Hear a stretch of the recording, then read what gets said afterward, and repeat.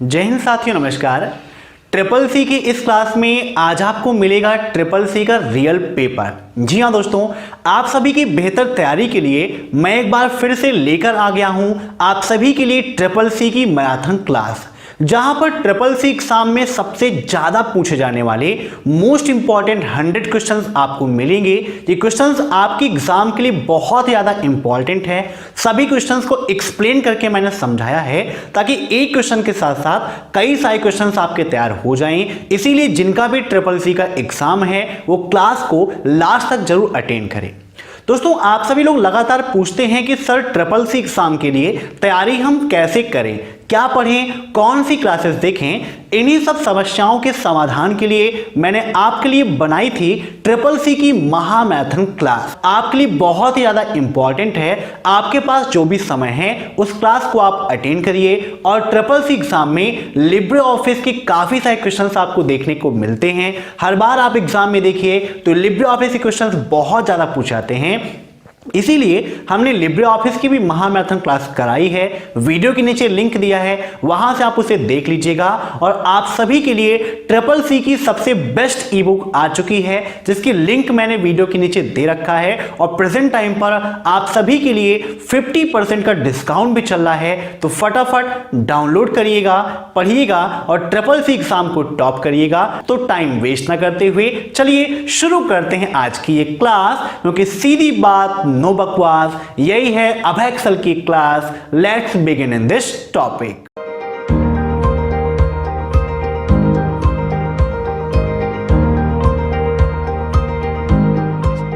पहला प्रश्न है आज का, ओपन सोर्स सॉफ्टवेयर कौन सा है? मींस निम्न में से कौन ऐसा है जो ओपन सोर्स सॉफ्टवेयर है? Which one is the open source software? Ubuntu, Windows, occult या फोटोशॉप? बताइए क्या होगा इसका राइट आंसर। इन सभी क्वेश्चंस को आप सभी लोग मॉक टेस्ट के रूप में देते रहिए और कमेंट बॉक्स में आंसर देते रहिए। वीडियो के लास्ट में आप जरूर बताइएगा कि आपके कितने क्वेश्चंस सही हुए हैं। तो आप जानते हैं कि विंडोज ऑपरेटिंग सिस्टम आपका ओपन सोर्स सॉफ्टवेयर नहीं है, क्लोज सोर्स के अंतर्गत है। ओपन सोर्स और क्लोज सोर्स में क्या डिफरेंस है यह भी आपको पता होना चाहिए। ओपन सोर्स सॉफ्टवेयर वह सॉफ्टवेयर होते हैं जो बिल्कुल फ्री में अवेलेबल होते हैं, अर्थात जिनको उपयोग करने में हमें किसी प्रकार का कोई पेमेंट नहीं करना पड़ता, किसी से कोई लाइसेंस नहीं लेना पड़ता। वो होते हैं ओपन सोर्स सॉफ्टवेयर। और क्लोज सोर्स जो होता है उसके लिए हमें कंपनी से लाइसेंस की आवश्यकता पड़ती है। तो उबंटू ऑपरेटिंग सिस्टम जो है, उबंटू सॉफ्टवेयर जो है, ये आपका ओपन सोर्स है, बिल्कुल फ्री है। इसको आप आसानी से डाउनलोड कर सकते हो और इसके साथ में सोर्स कोड भी मिलता है। अगर आपको प्रोग्रामिंग की नॉलेज है तो सोर्स कोड में आप बदलाव करके इसे अपने अनुरूप बना भी सकते हो। बाकी विंडोज, ऑर्किल और फोटोशॉप ये सभी क्या है? क्लोज सोर्स हैं, प्रोप्राइटरी सॉफ्टवेयर होते हैं। ठीक है। अब नेक्स्ट, निम्नलिखित में से 1, 2, 3D डिजाइन किसके द्वारा बनाया गया था? बताइए। 1, 2, 3D design was created by which of the following? सेफीज, ऑटोडेस्क, मेकवेयर या इथियम? तो पहली चीज तो आपको यह पता होना चाहिए कि भाई 1, 2, 3 है ना, 123D ये है क्या? तो ये क्या है? कंप्यूटर सॉफ्टवेयर है, ठीक है, जो किस लिए बनाया गया था? 1D, 2D और 3D ग्राफिकल डिजाइन को बनाने के लिए 1, 2, 3D डेवलप किया गया था। मींस है क्या? ये कंप्यूटर सॉफ्टवेयर है। और किसके द्वारा बनाया गया था? तो ऑटोडेस्क के द्वारा बनाया गया था। इसे ऑटोडेस्क 1, 2, 3 डिजाइन भी कहते हैं। और ये लॉन्च कब हुआ? बताइए। LAUNCH लॉन्च कब हुआ? ये एग्जाम में पूछता है। तो 2009 में इसको लॉन्च किया गया था। ये भी आप नोट डाउन करिएगा। अब नेक्स्ट, निम्नलिखित में से कौन सा लिब्रे ऑफिस कैल्क में क्षैतिज संरेखण नहीं किया जा सकता? विच of the following can not be use for horizontal alignment in LibreOffice Calc? Top, centre, left या फिर राइट? लिब्रे ऑफिस कैल्क की बात की गई है, मींस यहां पर स्प्रेडशीट प्रोग्राम की बात हो रही है। तो यहां पर इसका राइट आंसर हो जाएगा ऑप्शन फर्स्ट, टॉप। अब नेक्स्ट, जब कोई कार्ड धारक भुगतान कार्ड पर पूर्व निर्धारित क्रेडिट सीमा को पार कर जाता है तो कार्ड धारक के खाते में असीमित धनराशि भुनाई जाती है।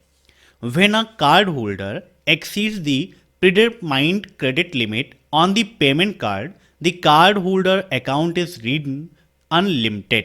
True or false?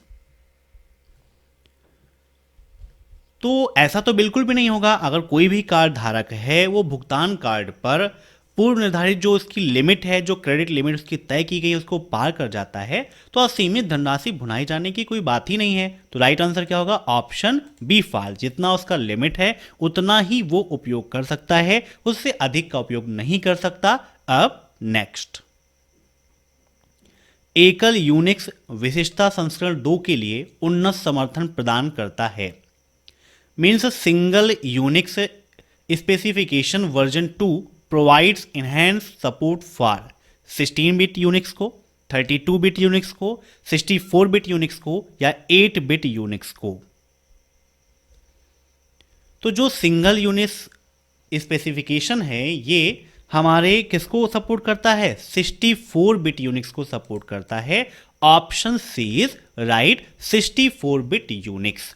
यूनिक्स क्या है आप सभी जानते हैं, इंपॉर्टेंट है, आपके एग्जाम में बहुत बार पूछा गया है कि भाई यूनिक्स क्या होता है, यूनिक्स कैसा ऑपरेटिंग सिस्टम है, यूनिक्स कब लॉन्च हुआ। तो बहुत सारे क्वेश्चंस हैं जो एग्जाम में पूछे जाते हैं। तो फटाफट बताइए यूनिक्स क्या है।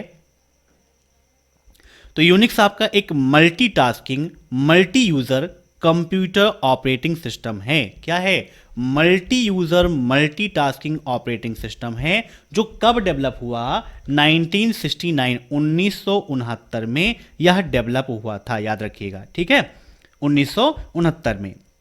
किस लैंग्वेज में रिटर्न किया गया, यह भी आपके लिए इंपॉर्टेंट है, एग्जाम में पूछता है कि किस लैंग्वेज में इसको रिटर्न किया गया था। तो सी लैंग्वेज और असेंबली लैंग्वेज में यूनिक्स ऑपरेटिंग सिस्टम को डेवलप किया गया था। डेवलपर कौन है यह भी आपके लिए इंपॉर्टेंट एग्जाम में पूछता है कि हु इज द डेवलपर, है ना भाई, किसने इसको निर्मित किया, कौन है इसके?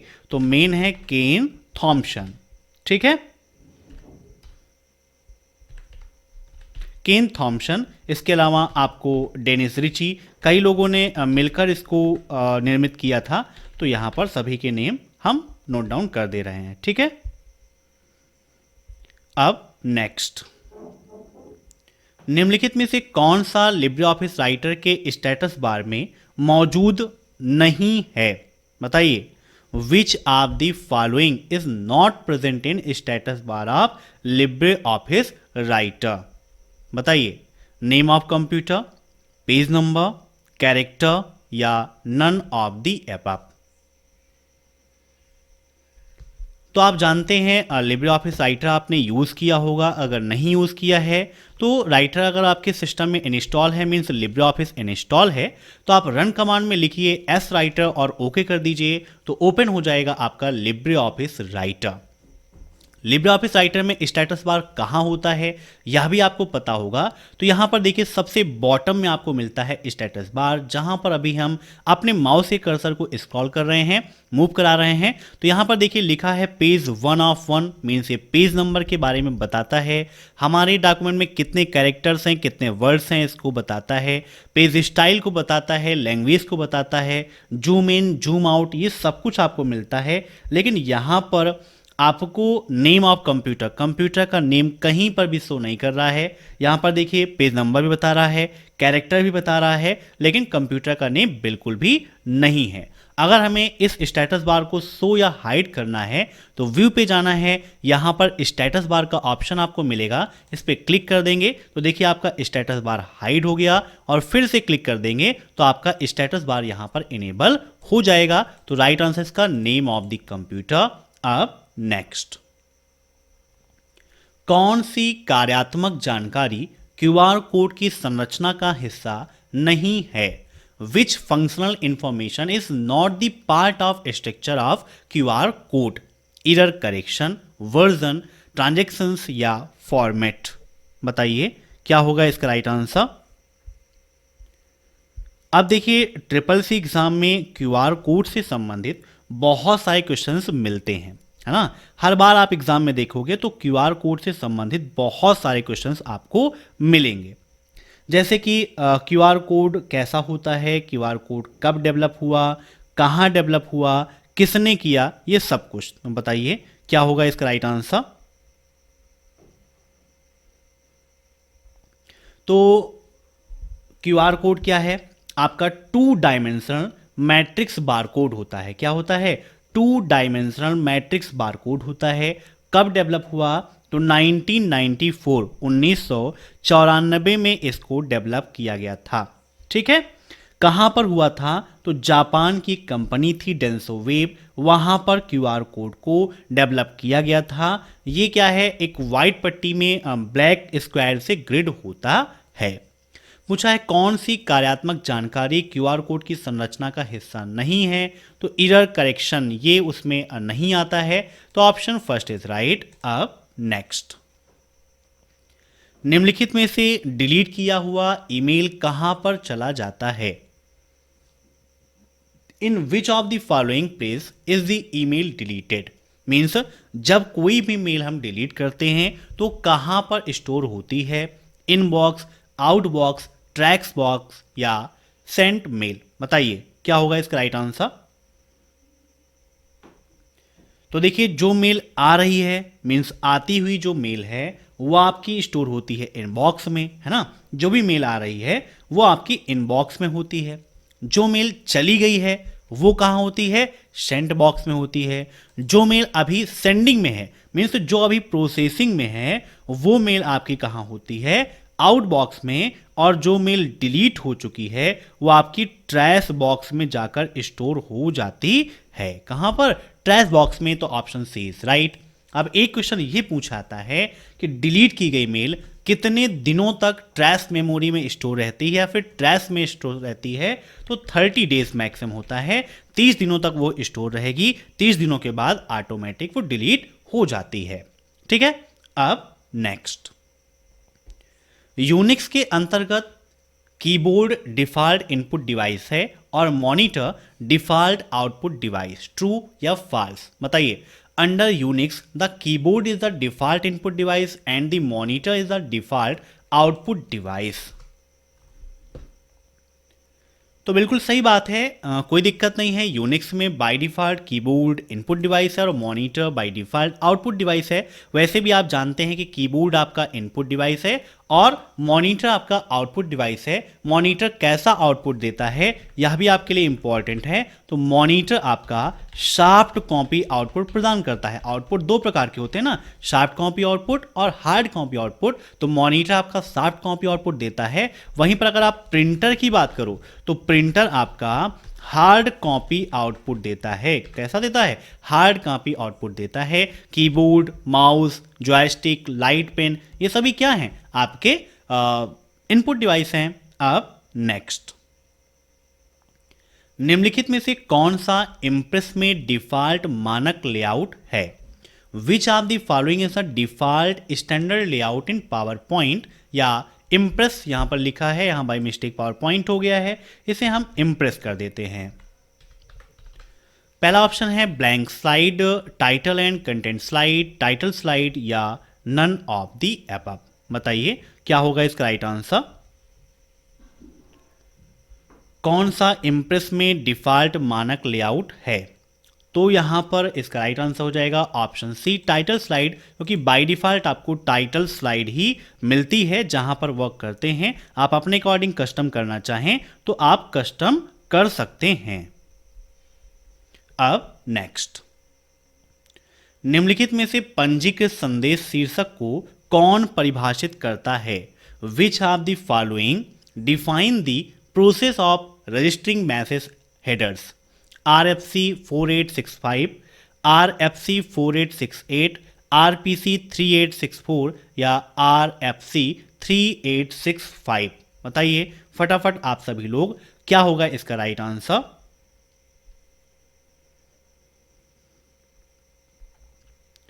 तो यहां पर इसका राइट आंसर हो जाएगा आपका कौन सा, option D, RFC 3865।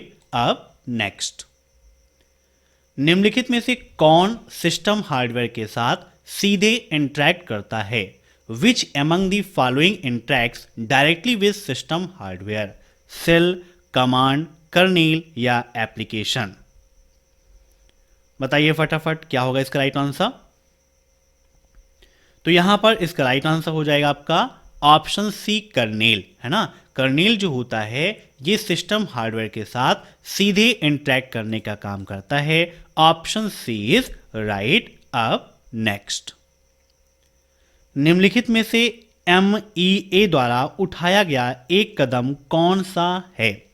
Which of the following is a step taken by MEA? अब आपको पता होना चाहिए कि भाई MEA क्या है ना। तो MEA क्या है? आपका ministry of electronic and information technology, जो भारत सरकार का एक मंत्रालय है, उसके द्वारा ही पासपोर्ट सेवा प्रोजेक्ट को भी लॉन्च किया गया है। तो यहां पर पूछा है कि कौन सा कदम उठाया गया है, तो पासपोर्ट सेवा है, ये उसके द्वारा लॉन्च किया गया है। अब एग्जाम में कभी कभी पूछता है भाई कि PSP क्या है, what is the full form of PSP? तो ये आपको पता होना चाहिए, इसी से संबंधित है। तो PSP का फुल फॉर्म होता है पासपोर्ट सेवा प्रोजेक्ट। क्या होता है? पासपोर्ट सेवा प्रोजेक्ट होता है PSP का फुल फॉर्म। ठीक है, एग्जाम में पूछता है। कब लॉन्च किया गया, यह भी एग्जाम में पूछता है। तो इसकी जो लॉन्च डेट थी वो है 28 मई 2010। ठीक है, 28 मई 2010 को न्यू दिल्ली में इसको लॉन्च किया गया था। नोट कर लीजिएगा, जब भी आप क्लासेस को अटेंड करिए साथ में एक नोटबुक और पेन जरूर रखिए, ताकि जो पॉइंट्स मैं आपको बताता हूं उनको आप नोट कर सकें और एग्जाम टाइम पर आसानी से रिवाइज भी कर सकें। अब नेक्स्ट, निम्नलिखित में से कौन सी कंप्यूटर की विशेषता नहीं है? Which of the following is not characterize of computer? बताइए, वर्सैटिलिटी, फीलिंग्स, स्पीड या ऑटोमेशन? तो आप जानते हैं कंप्यूटर की खासियत में मैंने आपको बताया है कि कंप्यूटर के अंदर स्पीड बहुत होती है, मनुष्य की तुलना में लाख गुना अधिक स्पीड से काम कर सकता है। कंप्यूटर सार्वभौमिक होता है, एक समय में एक से अधिक कार्यों का संपादन कर सकता है। कंप्यूटर बिना रुके, बिना थके, बिना उबे लगातार काम कर सकता है। ये सारे क्या हैं? उसके गुण हैं, है ना। तो ये सब कुछ मैंने आपको बताया है, चाहे ये हो, चाहे आपका डिलीजेंस हो, है ना, ये सभी क्या है? उसकी खासियत है। स्पीड उसकी खासियत है। स्टोरेज कैपेसिटी उसके अंदर काफ़ी होती है ना, उतना हम स्टोरेज नहीं कर सकते हैं, वो उसके अंदर काफ़ी है। ऑटोमेशन है ना, लेकिन फीलिंग नहीं होती है, तो एक कंप्यूटर की विशेषता नहीं है। और नो IQ, ये भी कंप्यूटर की विशेषता नहीं है, फीलिंग और नो IQ। ठीक है, अब नेक्स्ट, निम्नलिखित में से ABRS का फुल फॉर्म क्या है? बताइए, what is the full form of ABRS? Aadhaar based reference service, Aadhaar based renewable service, Aadhaar based remittance service या नन ऑफ द अबव? बताइए क्या होगा इसका राइट आंसर। तो ABRS किसके द्वारा लॉन्च किया गया, यह भी आपके लिए इंपॉर्टेंट है ना। उसके पहले यहां पर पहले आपको राइट आंसर बता देते हैं। तो राइट आंसर इसका है ऑप्शन सी, आधार बेस्ड रेमिटेंस सर्विस। और देखिए, इसको लॉन्च किया था NPCI ने। NPCI ने दो चीज़ों को लॉन्च किया, दो सर्विस उसने लॉन्च की थी। पहली कौन सी आपकी? ABRS, और जो दूसरी थी वो QSAM, query service on Aadhaar mapper. ये दो सर्विस उसने लॉन्च किया है। पहला कौन सा? ABRS, और दूसरा QSAM, ये दोनों को लॉन्च किया गया। NPCI क्या है? National payment corporation of India है, जो संस्था 2009 से चालू हुई थी। अब नेक्स्ट, निम्नलिखित में से UUCP का पूरा नाम क्या होता है? Which of the following is the full form of UUCP? United to united protocol, Unix to Unix copy protocol, Unix to unstructured protocol या नन ऑफ द अबव? बताइए क्या है इसका राइट आंसर। तो UUCP का काम क्या होता है? यह एक ऐसा प्रोटोकॉल है जो ये अलाउ करता है कि रिमोट के माध्यम से दो कंप्यूटरों के बीच में किस प्रकार से फाइलें ट्रांसफर हों, मतलब फाइलों के आदान प्रदान के लिए रिमोट विधि से ये अलाउ करता है। और यहां पर इसका राइट आंसर होगा option B, Unix to Unix copy protocol, UUCP, most important. अब नेक्स्ट, मान लीजिए कि दो IPv6 नोड IPv6 डेटाग्राम का उपयोग करके इंटर ऑपरेट करना चाहते हैं, लेकिन वे IPv4 राउटर्स के माध्यम से एक दूसरे से जुड़े हुए हैं। यहां सबसे अच्छा समाधान कौन सा है? काफ़ी इंपॉर्टेंट है और यूनिक है, थोड़ा सा समझिएगा। क्रिटिकल क्वेश्चन आपको लग रहा है लेकिन बहुत इंपॉर्टेंट है। Suppose two IPv6 nodes want to interpret using IPv6 datagrams, but they are connected to each other by intervening IPv4 router. The best solution here is use dual stack approach. क्या हमें double stack approach को लेना चाहिए? हमें tunnelling का उपयोग करना चाहिए? कोई सोल्यूशन नहीं है? या रिप्लेस दी सिस्टम को रिप्लेस कर देना चाहिए? बताइए क्या होगा इसका राइट आंसर?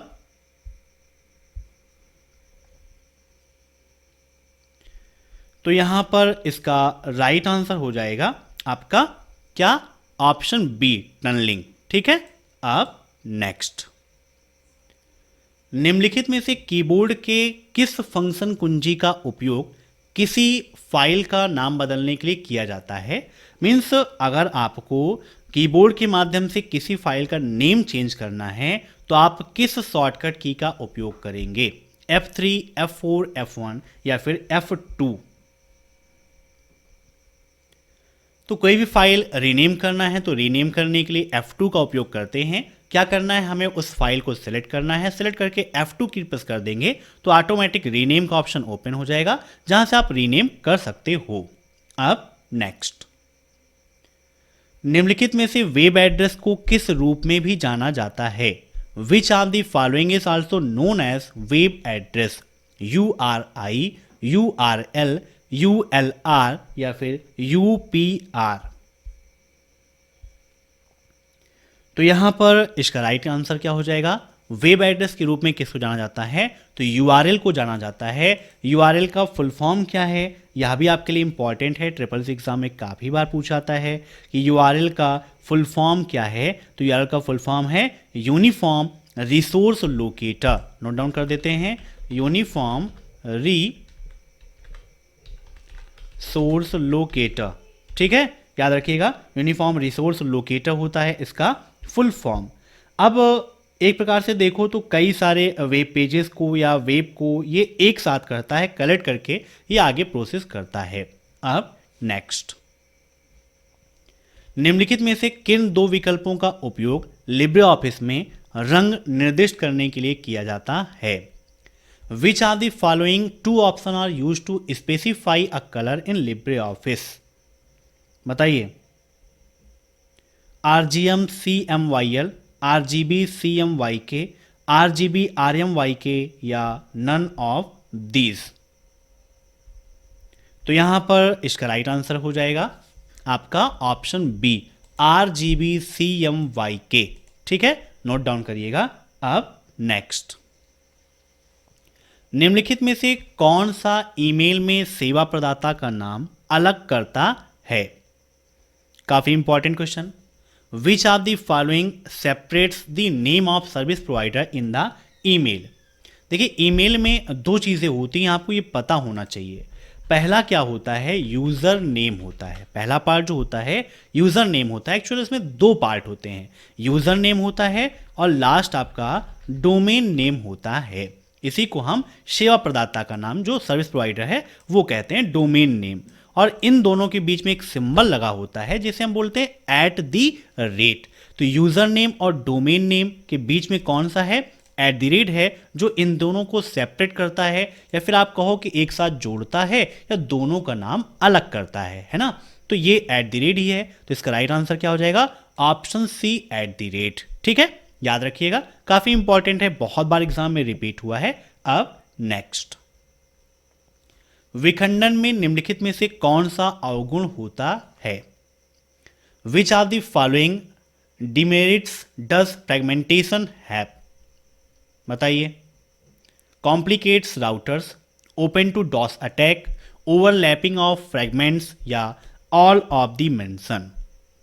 बताइए फ्रेगमेंटेशन में कौन सा अवगुण होता है? काफी इंपॉर्टेंट क्वेश्चन है आपका। तो फ्रेगमेंटेशन में जो है आपका ये सब कुछ होता है ना। कॉम्प्लिकेट्स राउटर्स भी है, ओपन टू डॉस अटैक भी है और ओवरलैपिंग ऑफ फ्रेगमेंट्स भी है। तो right answer all of the mention. अब नेक्स्ट, निम्नलिखित में से हम एक वेबसाइट सुरक्षा प्रमाण पत्र कैसे पा सकते हैं? बताइए। Which of the following can we find a website security certificates?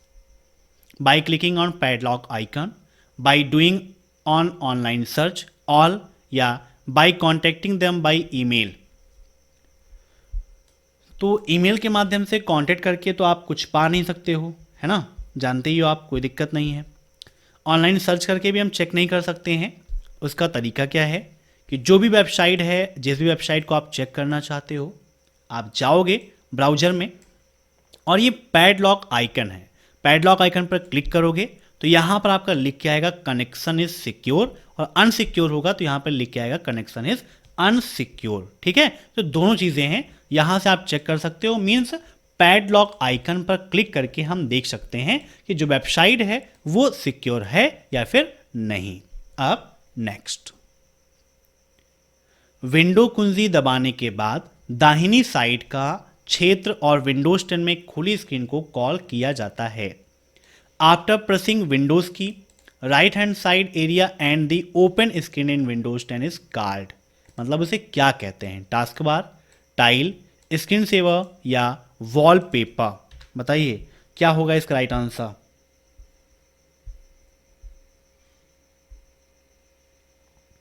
तो इसको बोलते हैं टाइल। क्या बोलते हैं? Tile. Option B is right. अब नेक्स्ट, निम्नलिखित में से लिब्रे ऑफिस राइटर में डिफॉल्ट फॉन्ट साइज क्या होता है? 14, 20, 12 या फिर 10? बताइए लिब्रे ऑफिस राइटर में डिफॉल्ट फॉन्ट साइज क्या होता है? तो देखिए यहाँ पर लिब्रे ऑफिस राइटर हमारा ओपन है और बाय डिफॉल्ट हमारा जो फॉन्ट साइज है कितना है, यहाँ पर जूम कर लेते हैं, जूम करके आपको दिखाते हैं। 12 होता है बाय डिफॉल्ट फॉन्ट साइज, और यहाँ पर मिनिमम देखिए तो फॉन्ट डायलॉग बॉक्स में मिनिमम 6 और मैक्सिमम देखना है तो मैक्सिमम 96 होता है, और by default font name Libre sans serif होता है। ठीक है, तो ये सब कुछ आपके लिए इंपॉर्टेंट, एग्जाम में सब पूछता है, इसीलिए यहाँ पर मैंने इसको आपसे डिस्कस भी कर लिया। तो राइट आंसर ऑप्शन सी 12। अब नेक्स्ट, विंडोज प्लेटफॉर्म पर जावा स्क्रिप्ट का एक विकल्प क्या है? वीबी स्क्रिप्ट, ASP.NET, JSP या PHP? An alternative to JavaScript on Windows platform is? तो यहां पर इसका राइट आंसर क्या हो जाएगा? ऑप्शन फर्स्ट, वीबी स्क्रिप्ट। वीबी स्क्रिप्ट क्या है? एक general purpose light weight and active scripting language है। कैसी लैंग्वेज है? जनरल पर्पस है ना, मतलब सामान्य उद्देश्य आपकी ये लैंग्वेज है, जनरल पर्पस है, लाइट वेट भी है। एग्जाम में पूछ सकता है कि निम्न में से कौन सी ऐसी है जो लाइट वेट है ना, स्क्रिप्टिंग लैंग्वेज? तो ये आपका वीबी स्क्रिप्ट है। कब रिलीज हुई यह भी आपके लिए इंपॉर्टेंट है, एग्जाम में पूछ सकता है कि भाई वीबी स्क्रिप्ट को कब लॉन्च किया गया? तो 1996 में इसको लॉन्च किया गया था। ठीक है, अब नेक्स्ट, निम्नलिखित में से कौन सा आइटम लोकल एरिया नेटवर्क लैन में इस्तेमाल नहीं किया जाता है? Which of the following item is not used in local area network? Printer, cable, computer या फिर मॉडेम? बताइए क्या होगा इसका राइट आंसर? तो यहां पर इसका राइट आंसर जाएगा ऑप्शन डी, मॉडेम। ठीक है, मॉडेम लैन में उपयोग नहीं किया जाता है, बाकी प्रिंटर, केबल, कंप्यूटर इनका उपयोग कर सकते हैं। लैन छोटी भौगोलिक दूरी में उपयोग करने वाला है, जैसे कि कोई ऑफिस है, कोई बिल्डिंग है, तो वहाँ पर जो कंप्यूटर्स हैं उनको आपस में कनेक्ट करने के लिए लैन का उपयोग करते हैं, मतलब शेयरिंग कर सकते हैं। अब नेक्स्ट, डिजीलॉकर मोबाइल पर भी उपलब्ध है? क्या डिजीलॉकर मोबाइल पर भी उपलब्ध है? तो बिल्कुल सही बात है ना। क्योंकि मोबाइल पर भी उपलब्ध है, वहां से भी आप एक्सेस कर सकते हो। Option first is right. अब नेक्स्ट, निम्नलिखित में से किस रूटिंग प्रोटोकॉल का नेटवर्क व्यास अधिकतम होता है? Which of the following routing protocol has the largest network diameter? RIPv1, RIP2, EIGRP, both RIPv1 and RIPv2। बताइए क्या होगा इसका राइट आंसर? तो यहां पर इसका राइट आंसर हो जाएगा option D, both RIPv1 and RIPv2। ठीक है। अब नेक्स्ट, निम्नलिखित में से POS मशीन द्वारा किस प्रिंटर का उपयोग किया जाता है? Dot matrix printer, 3D printer, thermal printer या लेजर प्रिंटर? तो जो आपका POS मशीन है, POS का मतलब point of sale, point of sale में आपका थर्मल प्रिंटर का उपयोग किया जाता है। Option C is right. Exam में पूछेगा POS का फुल फॉर्म, तो नोट डाउन करिए, पॉइंट ऑफ सेल। अब नेक्स्ट,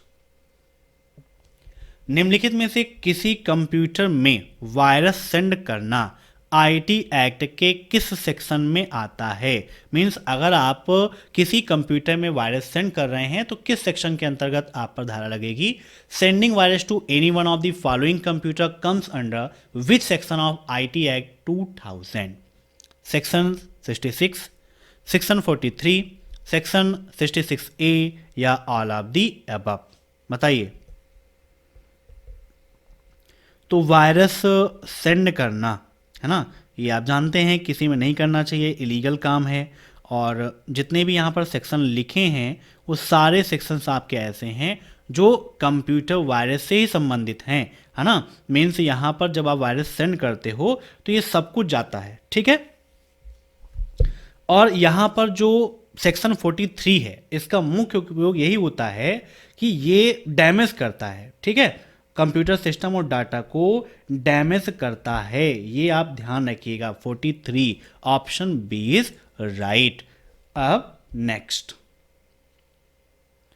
कंप्यूटर को हैक करना गैर कानूनी नहीं है। Hacking is a computer is not illegal by law. तो कोई भी नहीं कहता है कि गैर कानूनी नहीं है, बिल्कुल है ना। कंप्यूटर आप हैक नहीं कर सकते हैं, लीगल नहीं है। इलीगल तरीके से लोग हैक करके एक दूसरे को परेशान करते हैं। अब नेक्स्ट, निम्नलिखित में से कौन सी बिग डेटा टेक्नोलॉजी नहीं है? Which of the following is not a big data technology? बताइए क्या होगा इसका राइट आंसर।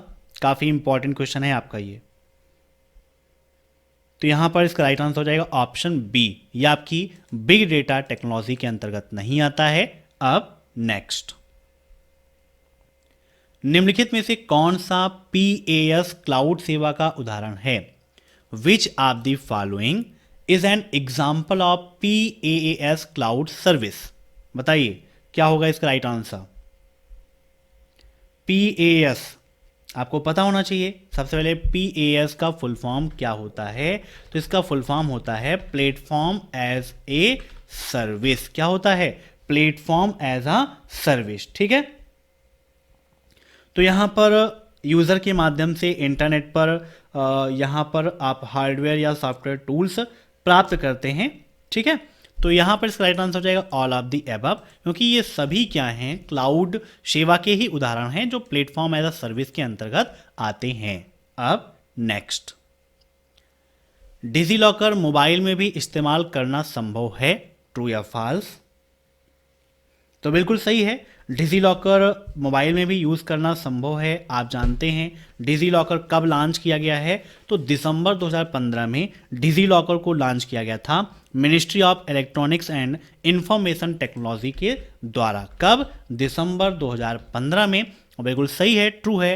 अब नेक्स्ट, मॉनिटर कंप्यूटर का वह भाग है जो गणित की गणना करता है, ट्रू या फॉल्स? बताइए क्या होगा इसका राइट आंसर। तो मॉनिटर क्या है, आप सभी जानते हैं कि एक आउटपुट डिवाइस है जो सॉफ्ट कॉपी आउटपुट प्रोवाइड करता है। उसका कैलकुलेशन से कोई भी मतलब नहीं है। कैलकुलेशन करने का काम कौन करता है? सीपीयू करता है, जिसका फुल फॉर्म होता है सेंट्रल प्रोसेसिंग यूनिट। क्या होता है? सेंट्रल प्रोसेसिंग यूनिट होता है सीपीयू। सीपीयू ही सारी प्रोसेसिंग करता है। तो यहाँ पर इसका राइट आंसर हो जाएगा ऑप्शन बी फॉल्स, क्योंकि ये कैलकुलेशन नहीं करता है मॉनिटर। सीपीयू के 3 पार्ट हैं। कौन कौन से पार्ट होते हैं ये भी आप जान लीजिए। तो यहाँ पर 3 पार्ट हैं। पहला पार्ट है आपका ALU, दूसरा है CU और तीसरा है MU। ALU का फुल फॉर्म क्या होता है? Arithmetic logic unit. CU का फुल फॉर्म क्या होता है? Control unit. और MU का फुल फॉर्म होता है मेमोरी यूनिट।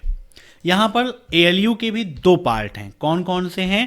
पहला है AU और दूसरा है LU। ठीक है, दोनों नोट डाउन करिएगा, AU और LU। अब यहाँ AU का मतलब ये नहीं कि इलाहाबाद यूनिवर्सिटी और LU का मतलब लखनऊ यूनिवर्सिटी। ठीक है, एंजॉय के साथ पढ़िए। यहाँ पर AU का मतलब है अर्थमेटिक यूनिट और LU का मतलब क्या होता है? लॉजिकल यूनिट, है ना। तो जो भी अर्थमेटिक कैलकुलेशन है वो AU करता है और लॉजिकल कैलकुलेशन LU करता है, मीन्स कंबाइंड ALU। तो यहीं पर सारी कैलकुलेशन होती है। CU कंट्रोलिंग का काम और MU स्टोरेज कैपेसिटी का वर्क करती है। अब नेक्स्ट, निम्नलिखित में से कौन सा सूचना सुरक्षा का उद्देश्य नहीं है? Which of the following is not an objective of information security? बताइए, डिटर्मिनेशन, रिस्पॉन्स, डिटेक्शन या प्रिवेंशन?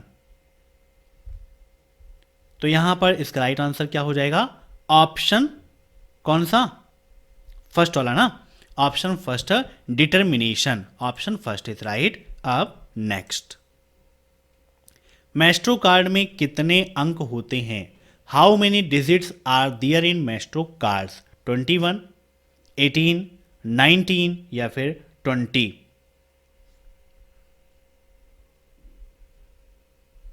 तो यहां पर इसका राइट आंसर हो जाएगा ऑप्शन सी 19। ठीक है, 19 इसका राइट आंसर होगा, ऑप्शन सी। अब नेक्स्ट, हैकर से बचने के लिए आपको अपने कंप्यूटर के ऑपरेटिंग सिस्टम और एप्स को समय समय पर अपडेट करते रहना चाहिए। To avoid hackers you should keep updating your computers operating system and apps from time to time. True या false?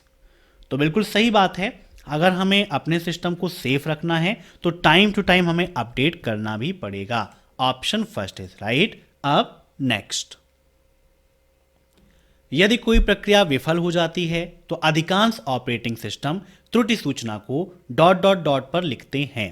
If a process fails, most operating system write the error information to a new file and the running process log file या none of the mention.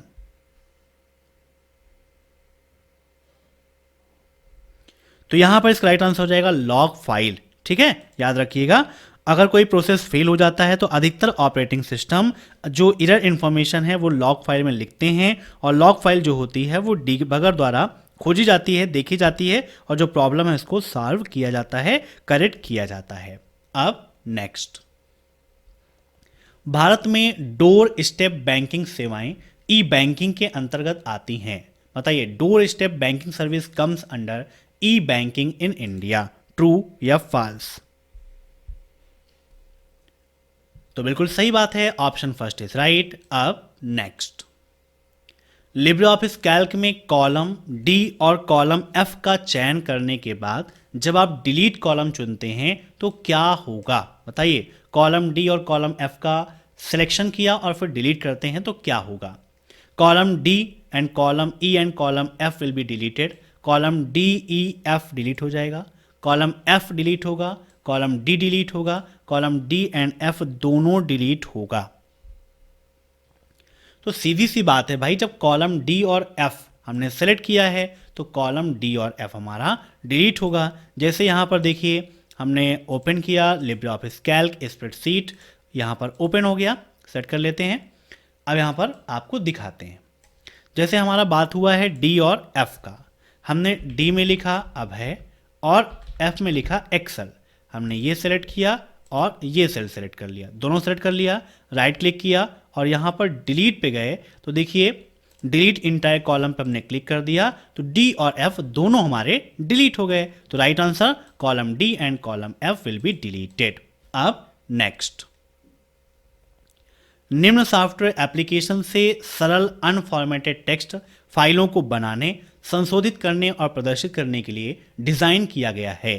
Means कौन सा ऐसा software है जो simple unformatted text फाइलों को बनाने, edit करने और डिस्प्ले करने के लिए डिजाइन किया गया है। Word processor, text editor, Microsoft Word या ओपन ऑफिस।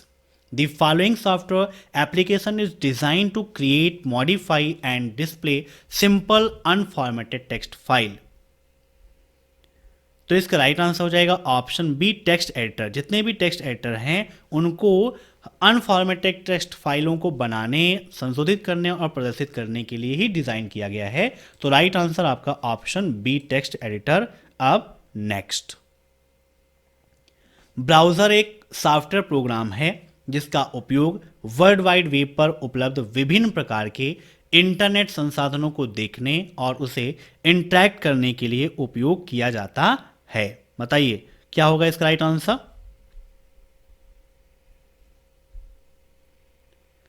तो बिल्कुल ट्रू है, ऑप्शन फर्स्ट इज राइट। अब नेक्स्ट, यूनिक्स ऑपरेटिंग सिस्टम का कौन सा भाग हार्डवेयर के साथ इंटरैक्ट करता है?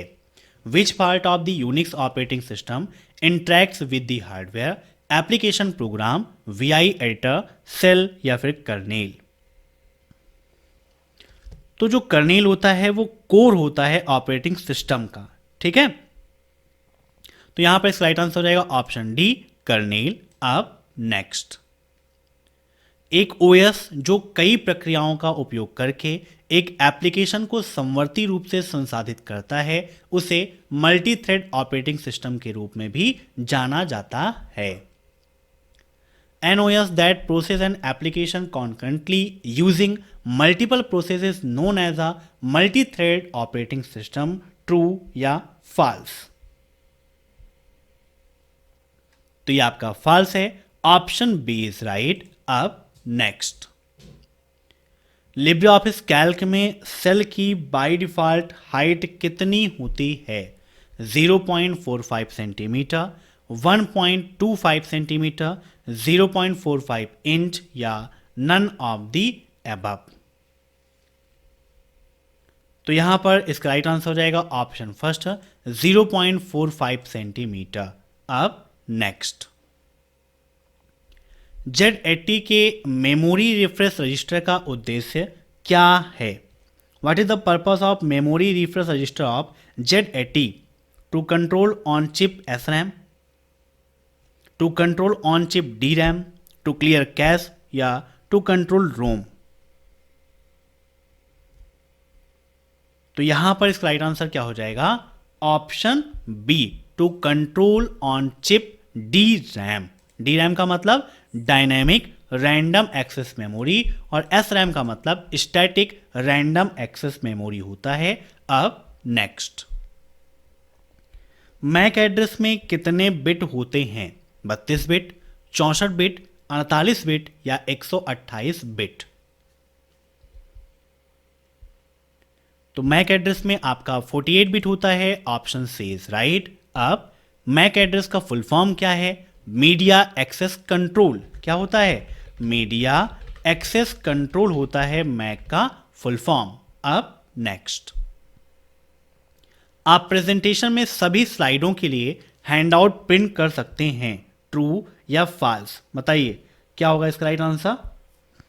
क्या आप सभी स्लाइड्स के लिए हैंडआउट प्रिंट कर सकते हैं? तो बिल्कुल सही बात है, option first is right. Internet पर जानकारी ढूंढने का तरीका क्या है? What is the way to find information over the internet? Web server, web browser, web manager या सर्च इंजन? बताइए क्या होगा इसका राइट आंसर? इन सभी प्रश्नों को आप सभी लोग मॉक टेस्ट के रूप में लेते रहिए और कमेंट बॉक्स में आंसर देते रहिए। वीडियो के लास्ट में आप जरूर बताइएगा कि आपके कितने क्वेश्चन सही हुए हैं। तो देखिए इंटरनेट पर कोई भी चीज़ आपको सर्च करनी है तो उसके लिए सर्च इंजन का आप उपयोग करते हैं, तो option D is right. Search engine के माध्यम से हम कोई भी जानकारी प्राप्त कर सकते हैं। अब next, Windows 10 is a mobile operating system. बताइए, क्या विंडोज 10 एक मोबाइल ऑपरेटिंग सिस्टम है?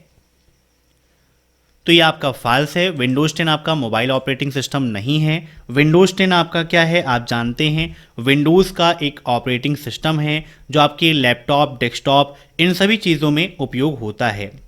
विंडोज से संबंधित कई सारे क्वेश्चंस आपको एग्जाम में देखने को मिलते भी हैं, है ना, कि विंडोज 10 कब लॉन्च हुआ और विंडोज 10 जो है वो किस लैंग्वेज में हुआ, है ना, ये कैसा है, नेटवर्क ऑपरेटिंग सिस्टम है या फिर कैसा ऑपरेटिंग सिस्टम है, ये सब कुछ आपके एग्जाम में पूछता है। तो यहाँ पर देखिए हम नोट डाउन कर देते हैं चीज़ों को। जैसे विंडोज़ किसका है, तो ये तो आप जानते ही हैं कि माइक्रोसॉफ्ट के द्वारा ही डेवलप किया गया है Windows 10 operating system. Latest present time पे क्या है, विंडोज़ 11 है। किन किन लैंग्वेजेस में इसको लिखा गया, तो इसको लिखने में सी लैंग्वेज का, C++ का, सी कॉमा लगा देते हैं, सी हैज़ का और असेंबली लैंग्वेज का यूज़ किया गया था। ठीक है, इतनी लैंग्वेज का उपयोग किया गया था। और कैसा सॉफ्टवेयर है ये भी आपके एग्जाम में पूछता है, तो ये क्लोज सोर्स है। कैसा है, क्लोज्ड सोर्स ऑपरेटिंग सिस्टम है आपका, है ना। मीन्स इसका उपयोग करने के लिए आपको लाइसेंस की आवश्यकता पड़ती है। और ये कब लॉन्च हुआ यह भी आपके एग्जाम में पूछा सकता है कि भाई विंडोज़ 11 कब लॉन्च हुआ था, तो विंडोज़ 11 आपका लॉन्च हुआ था 2015 में, याद रखिएगा। अब कितनी लैंग्वेजेस में अवेलेबल है यह भी आपके लिए इंपॉर्टेंट है, तो 110 लैंग्वेज में यह अवेलेबल है। चलिए देखते हैं नेक्स्ट क्वेश्चन। निम्नलिखित में से कौन सा IoT प्रणाली का मूलभूत घटक नहीं है? Which of the following is not a fundamental component of an IoT system? Sensor, connectivity and data processing, user interface या ट्रांसफार्मर।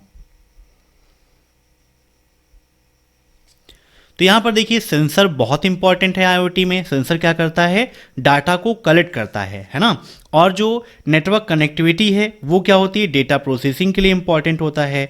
और इंटरफेस यूज़र के साथ कनेक्ट होने के लिए बहुत ज़्यादा इंपॉर्टेंट है यूज़र इंटरफेस आपका। ठीक है, तो ट्रांसफार्मर की वहाँ पर कोई आवश्यकता नहीं है, जबकि इन तीनों की अपनी अलग अलग आवश्यकता है। एक डेटा को कलेक्ट करता है, एक प्रोसेसिंग करता है और एक इंटरफेस बढ़िया से तैयार करता है। तो ट्रांसफार्मर इज राइट आंसर।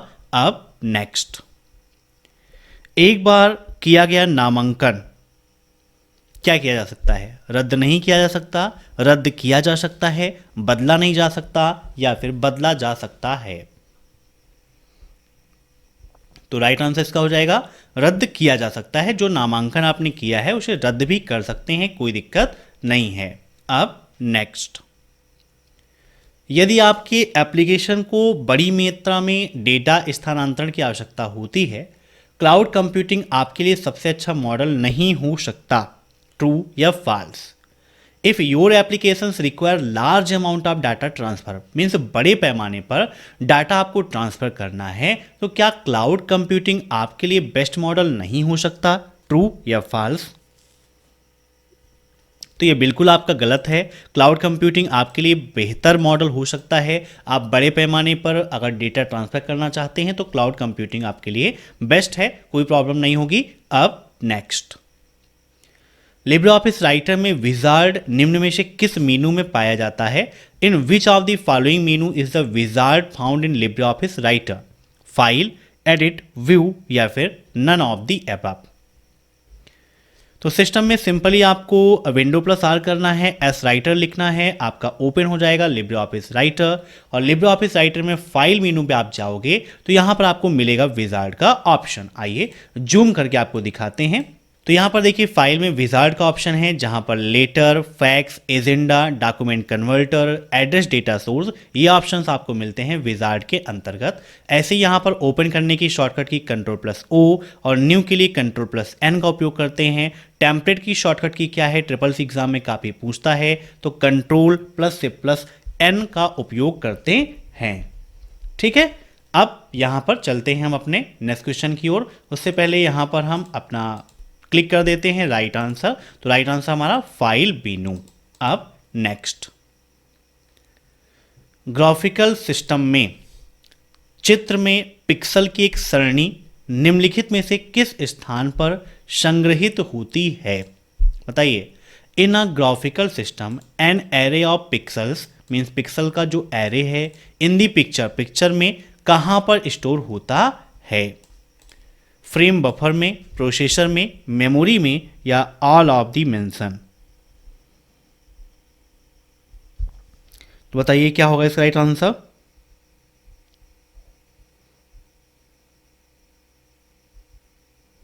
तो इसका राइट आंसर हो जाएगा आपका चित्र में पिक्सल की एक सरणी निम्नलिखित में से किस स्थान पर होती है?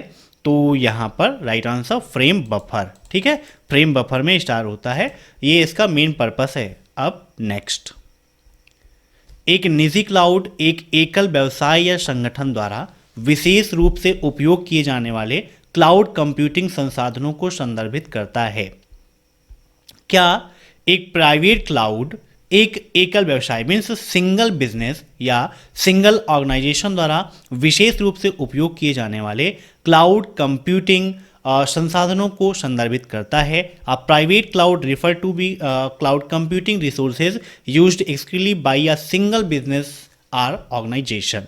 ट्रू और फॉल्स? तो ये बिल्कुल आपका सही है, ऑप्शन फर्स्ट इज राइट। अब नेक्स्ट, स्लाइड मास्टर में कितनी प्रकार की स्टाइल होती हैं? 2, 3, 1 या फिर 5?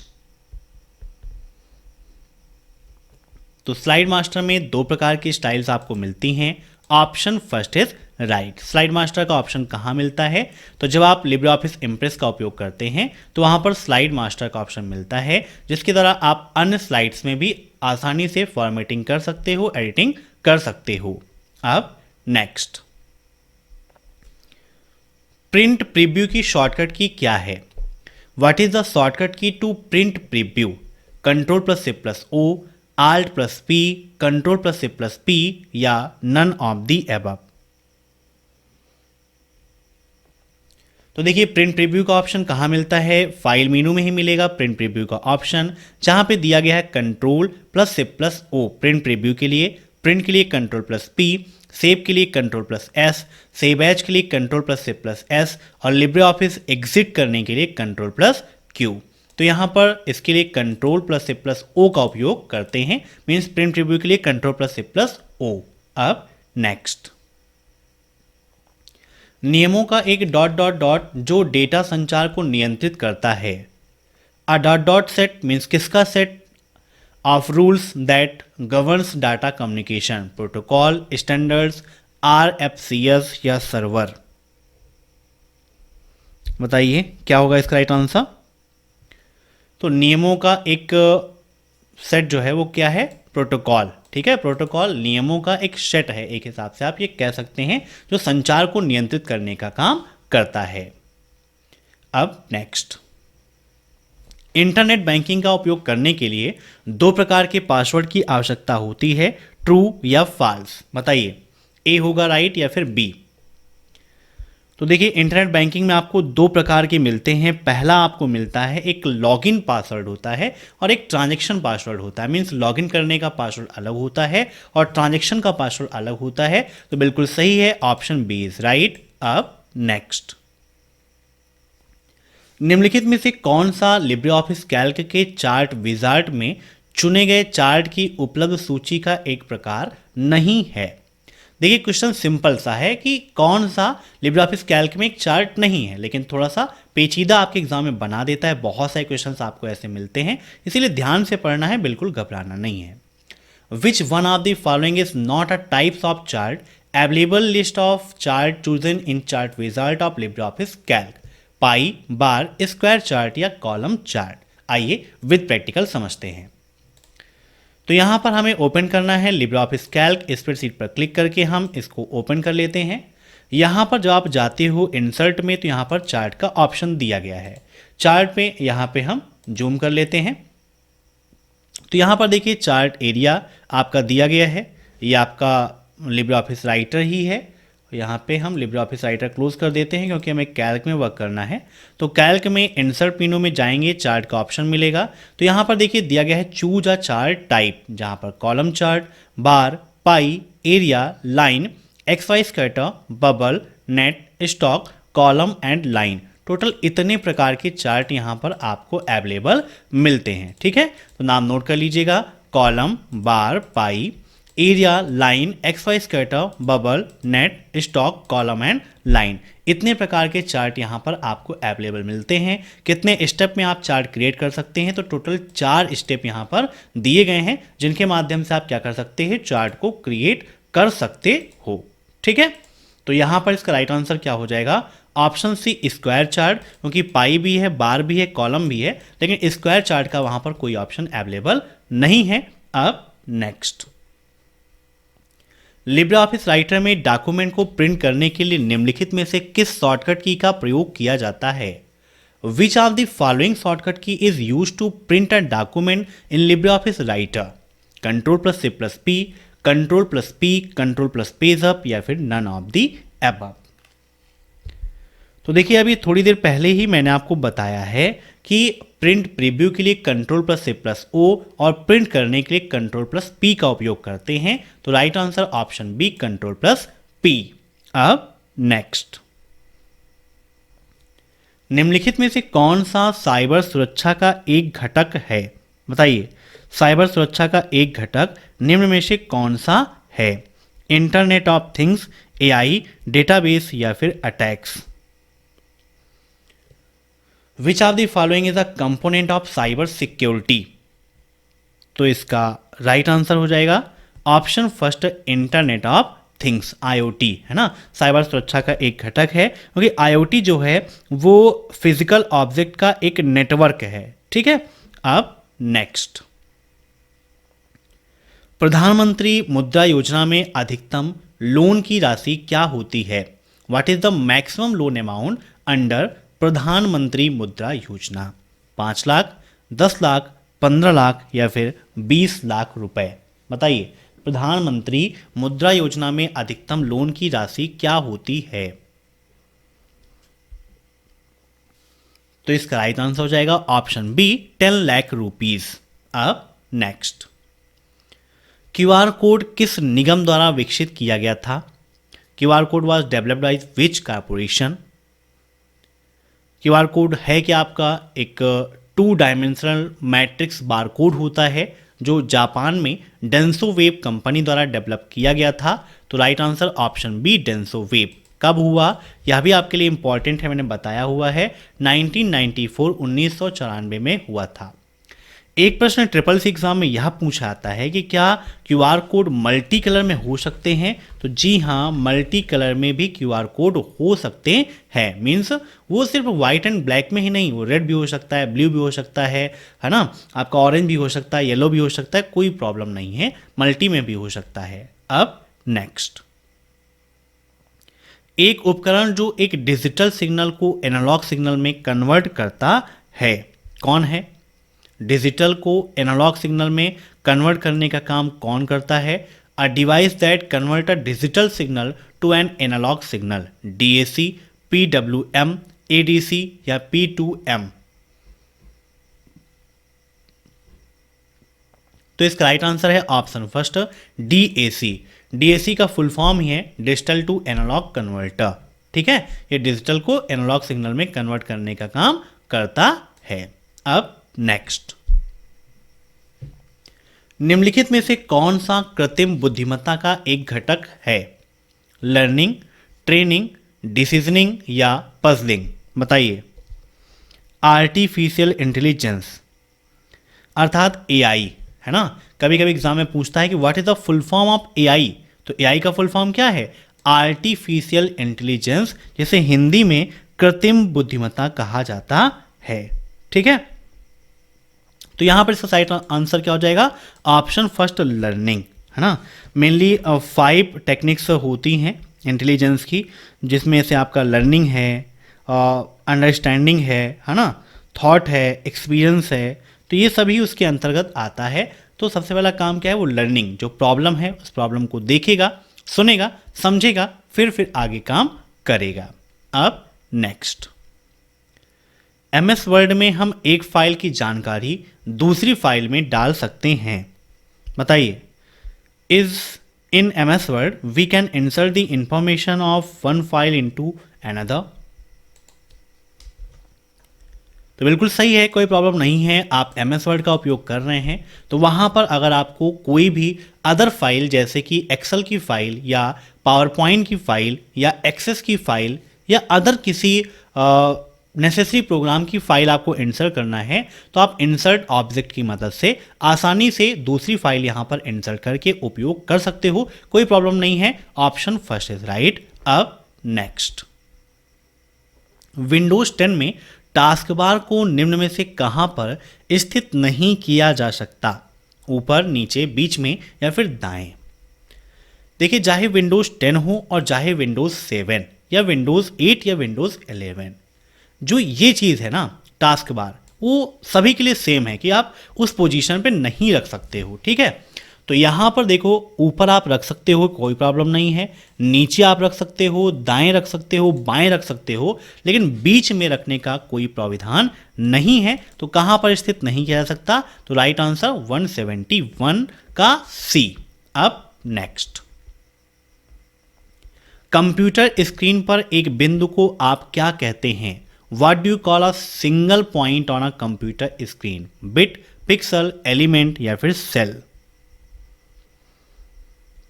तो यहां पर इसका राइट आंसर क्या हो जाएगा? Option B, pixel. ठीक है, अब नेक्स्ट, पहली बार QR कोड को कब बनाया गया? 1992, 1994, 1996 या 1998? बताइए, QR कोड होता कैसा है? फिगर में आप देख सकते हो, यहाँ पर QR कोड क्या है? वाइट बैकग्राउंड और उसमें ब्लैक स्क्वायर ग्रिड से घिरा हुआ है। तो क्वेश्चन यहाँ पर पूछा आता है कि भाई QR कोड किस ग्रिड से घिरा होता है? सर्किल, स्क्वायर, पैरेललोग्राम, ये आता है। तो किससे होता है आपका? स्क्वायर ग्रिड से घिरा होता है। और पहली बार कब बनाया गया? तो 1994 में बनाया गया था। अब नेक्स्ट, M कवच किससे संबंधित है? चिल्ड्रेन, ओल्ड एज, वुमेन या फिर मोबाइल फोन्स? बताइए, M कवच क्या है? तो M कवच क्या है आपका? एक मोबाइल फोन से संबंधित है, एक मोबाइल एप्लीकेशन है ना? तो राइट आंसर यहां पर क्या हो जाएगा? Option D, mobile phone. ठीक है, ऑप्शन डी इज राइट। अब नेक्स्ट, निम्नलिखित में से किसको प्रथम ब्राउज़र की श्रेणी में रखा गया है? Which of the following is classified as first browser? Mosaic, Netscape Navigator, Internet Explorer या नेक्सस? बताइए, किसे फर्स्ट ब्राउज़र की श्रेणी में रखा गया है? तो देखिए, अगर आपके एग्जाम में पूछता है कि पहला वेब ब्राउज़र कौन सा है, नोट करिएगा। अगर आपसे पूछता है कि फर्स्ट वेब ब्राउज़र, तो आपको बताना है www, जिसे क्या कहते हैं? World wide web. ये आपको बताना है, ये क्या है? पहला वेब ब्राउज़र है। दूसरा चीज पूछता है कि अगर पहला ग्राफिकल वेब ब्राउज़र कौन सा है? कौन सा? First graphical web browser. तो पहला ग्राफिकल वेब ब्राउज़र है आपका कौन सा? मोजाइक। कौन सा है? मोजाइक है पहला ग्राफिकल वेब ब्राउज़र। नोट कर लीजिएगा। तो यहाँ पर क्या कहा है उसने कि भाई किस ब्राउज़र को प्रथम श्रेणी में रखा गया है ग्राफिक्स के उसमें, तो इसका राइट आंसर मोजाइक हो जाएगा। ठीक है, अब नेक्स्ट, एक माध्यम और उसके लिंक को दो या दो से अधिक उपकरणों द्वारा साझा करना क्या कहलाता है? The sharing of a medium and its link by two or more devices is called fully duplexing, multiplexing, microplexing या डुप्लेक्सिंग?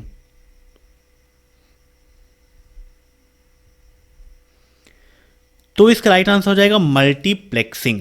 ठीक है, मल्टीप्लेक्सिंग क्या है? आपका एक ऐसी टेक्निक है जिसकी मदद से आप बहुत सारे मल्टीपल सिग्नल्स भेज सकते हैं एक ही समय में, अलग अलग माध्यम से भी आप भेज सकते हैं। अब नेक्स्ट, लिब्रे ऑफिस राइटर में टेबल सम्मिलित करने की शॉर्टकट कुंजी क्या होती है? What is the shortcut key to insert a table in LibreOffice Writer? Control plus F10, control plus F11, control plus F12 या नन ऑफ द अबव? तो यहाँ पर देखिए हम ओपन कर लेते हैं लिब्रे ऑफिस राइटर, और लिब्रे ऑफिस राइटर में देखिए जब आप जाते हो कहाँ पर, टेबल मेनू में, तो पहला ऑप्शन आपको मिलता है कंट्रोल प्लस F12, है ना। यहाँ पर जूम कर लेते हैं तो कंट्रोल प्लस F12 आपको मिलता है, यहाँ पर क्लिक करते हैं तो बाय डिफ़ॉल्ट में जो टेबल का नेम आता है वो टेबल 1 आता है। ट्रिपल एग्जाम में क्वेश्चन पूछा आता है कि बाय डिफ़ॉल्ट नेम क्या होता है टेबल का, तो टेबल 1। आप अपने अकॉर्डिंग इसे कस्टम करना चाहें, चेंज करना चाहें तो आप चेंज भी कर सकते हो। दूसरा क्वेश्चन ये बनता है कि लिब्रे ऑफिस राइटर में बाय डिफ़ॉल्ट कॉलम और रो की संख्या कितनी होती है, तो 2 और 2 होता है, 2 कॉलम 2 रो बाय डिफ़ॉल्ट होता है। यहाँ पर इंसर्ट पे क्लिक कर देंगे तो देखिए आपके डॉक्यूमेंट में 2 कॉलम और 2 रो यहाँ पर आ गए हैं, जहाँ पर हम क्या लिख रहे हैं, अब है एक्सेल कंप्यूटर। ठीक है, तो ये आपका राइट आंसर हो जाएगा हमारा क्या, कंट्रोल प्लस F12। ठीक है, ऑप्शन सी। अब नेक्स्ट, नेफ्ट ट्रांजैक्शन फेल होने की स्थिति में रकम वापसी करनी होती है। In case of net transaction fail the amount is to be return within 7 days, 3 days, 2 hours या 24 hours। तो यहां पर इसका राइट आंसर हो जाएगा ऑप्शन सी, 2 hours। ठीक है, अब नेक्स्ट, ई स्कैन निम्न में से किससे संबंधित है? विंडोज, एंड्रॉइड, माइक्रोसॉफ्ट या एंटीवायरस? बताइए। ई स्कैन काफ़ी इंपॉर्टेंट है, कई बार पूछा गया है, आप लोगों ने उपयोग भी किया होगा ई स्कैन का। तो ई स्कैन क्या है? एक एंटीवायरस है। कैसा है? एंटीवायरस है, जिसको विंडोज़ ऑपरेटिंग सिस्टम के लिए डेवलप किया गया था। ठीक है, ई स्कैन। ओके, तो एंटीवायरस है, इससे संबंधित है। Option D is right. अब नेक्स्ट, एड्रेस बार के बारे में निम्नलिखित में से कौन सा कथन सत्य नहीं है? It consist of control pin 21 to 28, it is a bidirectional बस, it is 16 bit in length, lower address bus line और कार लाइन नंबर। बताइए कौन सा कथन सत्य नहीं है? तो यहां पर इसका राइट आंसर है ऑप्शन बी। अब नेक्स्ट, निम्नलिखित में से कौन सा क्लाउड है जो किसी सामान्य कार्य या उद्देश्य की पूर्ति के लिए संगठित किया जाता है? ध्यान से देखिएगा। Which of the following is a cloud that is organised for fulfilment of a common task और पर्पस? पब्लिक, कम्युनिटी, प्राइवेट या फिर हाइब्रिड? तो इसका राइट आंसर हो जाएगा ऑप्शन बी, कम्युनिटी क्लाउड है। ठीक है, कम्युनिटी क्लाउड है जो किसी सामान्य कार्य या उद्देश्य की पूर्ति के लिए संगठित किया गया है। अब नेक्स्ट, कौन सी स्क्रीन अनाधिकृत उपयोगकर्ता को आपकी फाइल तक पहुंचने से रोकती है? Which screen prevent the unauthorised user from accessing your file? Theme, background, desktop या फिर लॉक? तो जो लॉक स्क्रीन है वही रोकती है, क्योंकि वहाँ पर पासवर्ड पड़ता है। अगर पासवर्ड आप किसी को शेयर नहीं करेंगे तो कोई दिक्कत नहीं है, पासवर्ड बता देंगे तो आपके लिए प्रॉब्लम क्रिएट हो सकती है। अब नेक्स्ट, इक्वल सेलिंग -96,7 का मान क्या होगा? What will be the value of equal selling -96,7? दोस्तों, लिब्रे ऑफिस कैल्क के फार्मूला से संबंधित एक मैंने बहुत बढ़िया क्लास कराई है जिसका नाम था फार्मूला कैप्सूल। तो आप YouTube पर सर्च करेंगे फार्मूला कैप्सूल बाय अभय एक्सेल कंप्यूटर, तो वह क्लास मिल जाएगी जहां पर लिब्रे ऑफिस कैल्क के सभी फार्मूलाज को मैंने एक्सप्लेन करके समझाया है। तो आइए विद प्रैक्टिकल देखते हैं। 96,7 -96 और 7 क्या वैल्यू आती है, यहाँ पर जूम करके आपको दिखाते हैं। तो इक्वल सेलिंग -96,7 ब्रैकेट क्लोज और इंटर कर देते हैं तो यहाँ पर देखिए क्या आ गया, एरर आ गया। सेलिंग या फ्लोर फार्मूले का उपयोग करते समय अगर कोई भी एक वैल्यू निगेटिव है तो हमेशा आपको क्या मिलेगा, एरर मिलेगा। इस चीज़ को ध्यान में आप रखिएगा, आसानी से आंसर दे पाओगे। तो यहाँ पर राइट आंसर आपका ऑप्शन फर्स्ट, एरर। अब नेक्स्ट, प्रेजेंटेशन के भीतर नेविगेशन रखते समय स्लाइड्स को किसका उपयोग करके बेहतर बनाया जा सकता है? While having navigation within the presentation, slides can be made better using drawing toolbar, layout tools, object iteration या format tool। बताइए क्या होगा इसका राइट आंसर? तो यहां पर इसका राइट आंसर हो जाएगा ऑप्शन सी, ऑब्जेक्ट इटरेक्शन। ठीक है, ऑप्शन सी इज राइट। अब नेक्स्ट, एक संदेश के विषय में केवल शामिल है, is the subject of a message only included? Text, image, only image, image and text both. Means कोई भी सब्जेक्ट आप लिख रहे हैं, मेल का सब्जेक्ट जो है उस सब्जेक्ट में आप क्या इंक्लूड कर सकते हो? टेक्स्ट, इमेज, सिर्फ इमेज या इमेज और टेक्स्ट दोनों? तो कोई भी सब्जेक्ट है, सब्जेक्ट में सिर्फ और सिर्फ आप टेक्स्ट को इंक्लूड कर सकते हो। Option first is right. Subject में इमेज इंक्लूड करने का कोई ऑप्शन नहीं होता है। अब नेक्स्ट, घरेलू इंटरनेट का उपयोग किसके द्वारा प्रदान किया जाता है? Home internet access is provided by DSL, FTTP, cable या ऑल ऑफ द मेंशन। तो डीएसएल का फुल फॉर्म क्या है? डिजिटल सब्सक्राइबर लाइन, है ना? क्या होता है? Digital subscriber line. और एफटीटीपी का फुल फॉर्म क्या है? Fibre to the premises. क्या है? Fibre to the premises FTTP का फुल फॉर्म है। तो राइट आंसर यहां पर option D, all of the mention, क्योंकि इन सभी के द्वारा घरेलू इंटरनेट का उपयोग किया जाता है। अब नेक्स्ट, लिब्रे ऑफिस कैल्क में चार्ट जोड़ते समय निम्नलिखित में से कौन सा लाइन विकल्प ड्रॉप डाउन मेनू में उपलब्ध नहीं होता है? स्टेप्ड, स्ट्रेट, कर्व्ड या स्मूथ? बताइए, कैल्क में चार्ट जोड़ते समय कौन सा ऑप्शन अवेलेबल नहीं है? तो देखिए, स्टेप्ड होता है, स्ट्रेट होता है, स्मूथ होता है, लेकिन कर्व का कोई ऑप्शन नहीं है। Option C is right. अब नेक्स्ट, निम्नलिखित में से कौन सी कंपाइलर की परिभाषा है? Which of the following is the definition of a compiler? Compiler उच्च स्तरीय भाषा में लिखे गए प्रोग्राम की स्वीकृति और एक ऑब्जेक्ट प्रोग्राम तैयार करता है। दूसरा, प्रोग्राम को मेमोरी में डाला जाता है और उसे निष्पादित किया जाता है। तीसरा, कंपाइलर असेंबली भाषा को मशीनी भाषा में अनुवादित करता है, या नन ऑफ द अबव? तो कंपाइलर का काम क्या है? उच्च स्तरीय भाषा में लिखे गए प्रोग्राम की स्वीकृति और एक ऑब्जेक्ट प्रोग्राम तैयार करना, अर्थात इसका राइट आंसर ऑप्शन फर्स्ट। अब नेक्स्ट, ब्लॉकचेन तकनीकी में माइनर से क्या आशय है? What does a minor in blockchain technology mean? एक एल्गोरिथम जो एक श्रृंखला के अगले भाग का पूर्वानुमान लगाता है। कंप्यूटर जो ब्लॉकचेन देने को मानने और संसाधित करता है। लेन देन को सत्यापित करने के लिए गणना करने वाला व्यक्ति है, या एक प्रकार की ब्लॉकचेन है? बताइए, ब्लॉकचेन टेक्नोलॉजी में माइनर क्या है? तो माइनर एक ऐसा कंप्यूटर है जो ब्लॉकचेन देने को मानने और संसाधित करता है। Option B is right.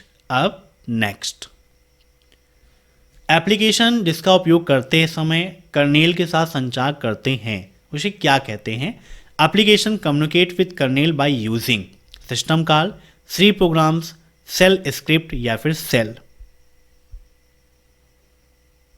तो एप्लीकेशन कर्नेल के साथ सिस्टम कॉल के माध्यम से ही संचार करते हैं। तो right answer option first, system calls. अब नेक्स्ट, लिब्रे ऑफिस कैल्क में सेल एडिट करने की शॉर्टकट की क्या होती है? F1, F2, F3 या फिर none of the above. Cell edit करना है तो यहाँ पर देखिए जैसे सेल आपका कोई है, यहाँ पर कोई भी सेल आपको एडिट करना है, मान लीजिए हमें इस सेल में कुछ एडिट करना है तो F2 की आप प्रेस करोगे, सेल एडिट मोड में चला जाएगा, जो भी आपको लिखना है वो आप लिख सकते हो। तो राइट आंसर क्या हो जाएगा? F2, option B is right. अब नेक्स्ट, निम्नलिखित में से कौन सा उपकरण लंबी दूरी के संचार से विद्युत संकेत का विस्तार करता है? Which of the following device extend electrical signal from long distance communication? Hub, bridge, passive या रिपीटर? तो इसका राइट आंसर हो जाएगा ऑप्शन डी, रिपीटर। ठीक है, ऑप्शन डी इज राइट। अब नेक्स्ट, निम्नलिखित में से किस कंप्यूटर इनपुट डिवाइस का उपयोग वीडियो कॉन्फ्रेंस को सक्षम बनाने के लिए किया जाता है? Which of the following computer input devices is used to enable video conference? Voice recognition, digital camera, webcam या माइक्रोफोन? तो वीडियो कॉन्फ्रेंस के लिए अधिकतर आप वेबकैम का उपयोग करते हैं, option C is right, webcam. अब नेक्स्ट, IFSC खाता प्रत्येक ग्राहक के लिए अद्वितीय है, ट्रू या false?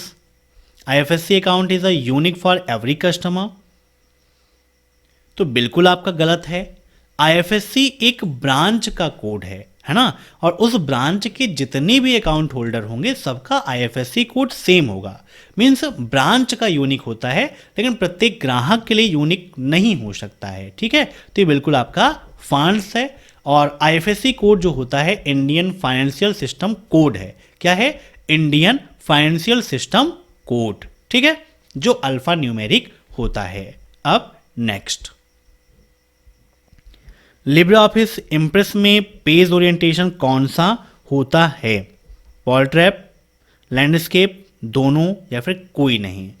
What is the page orientation in Libre office impress? तो यहाँ पर देखिए इम्प्रेस आपका ओपन कर लेते हैं, ये आपका प्रेजेंटेशन है। यहाँ पर देखिए बाय डिफ़ॉल्ट क्या है आपका, ये लैंडस्केप है ना। आपका जो ओरिएंटेशन यहाँ पर बाय डिफ़ॉल्ट आपको मिलता है वो क्या है आपका, लैंडस्केप ही आपको मिलता है। अगर यहाँ पर चाहें तो अलग अलग व्यू हैं वो आप यहाँ से चेंज कर सकते हो। ठीक है, लेकिन बाय डिफ़ॉल्ट आपको क्या मिलता है, लैंडस्केप मिलता है। तो right answer option B, landscape. अब नेक्स्ट, UTP का प्रयोग आमतौर पर किसमें किया जाता है? UTP is commonly used in DSL, FTTP, HTTP या फिर नन ऑफ द मेंशन?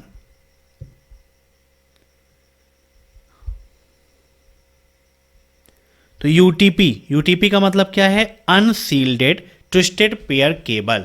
यहां पर नोट डाउन कर दे रहे हैं, अनसील्डेड